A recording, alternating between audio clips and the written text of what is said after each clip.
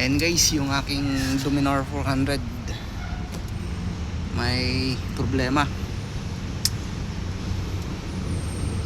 Ayan, tumagas na yung ano niya, malakas na yung tagas sa langis galing sa base gasket. Ayan, lakas na yan, no?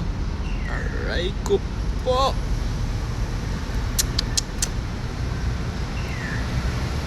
Ito yung mga problema sa mga Dominar, yung base gasket nya.